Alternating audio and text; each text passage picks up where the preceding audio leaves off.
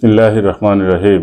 প্রিয় তজুমুদ্দিনবাসী, আসসালামু আলাইকুম। ফিলিস্তিনে ইসরায়েলি বর্বরোচিত হামলার প্রতিবাদে ও গণহত্যার প্রতিবাদে সরহদি উদ্যানে আগামীকাল 12 এপ্রিল রোজ শনিবার মার্চ ফর গাজা কর্মসূচি আয়োজন করা হয়েছে। প্রিয় তজুমুদ্দিনবাসী, আপনাদেরকে দেশমাতা বেগম খালেদা জিয়া ও তারুণ্যের অহংকার জনাব তারেক রহমানের পক্ষ থেকে মার্চ ফর গাজা এই কর্মসূচিতে সাফল্যমণ্ডিত করার জন্য বিশেষভাবে অনুরোধ করা যাচ্ছে।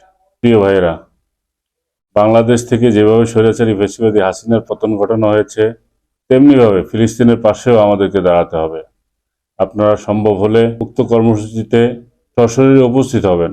আর যদি উপস্থিত হতে নাও পারেন, তাহলে অন্তত যেখানেই আছেন সেখান থেকে আর কিছু না পারেন অন্তর থেকে ইসরায়েলের জঘন্যতম বর্বরতাকে ঘৃণা করুন এবং দুহাত তুলে আল্লাহর দরবারে প্রার্থনা করুন, আল্লাহ যেন ফিলিস্তিনকে এই বর্বরতা থেকে রক্ষা করেন। প্রিয় ভাইয়েরা, ইসরায়েলের পণ্যগুলোকে বর্জন করুন। ইদানিংকালে বিভিন্ন জায়গা থেকে দেখা যাচ্ছে যে ইসরায়েলের পণ্য বর্জনের নামে বিভিন্ন দোকানে হামলা চালানো হচ্ছে। মনে রাখবেন, আমরা যেটি বর্জন করতে চাই সেটি কেড়ে নেওয়া অপরাধ।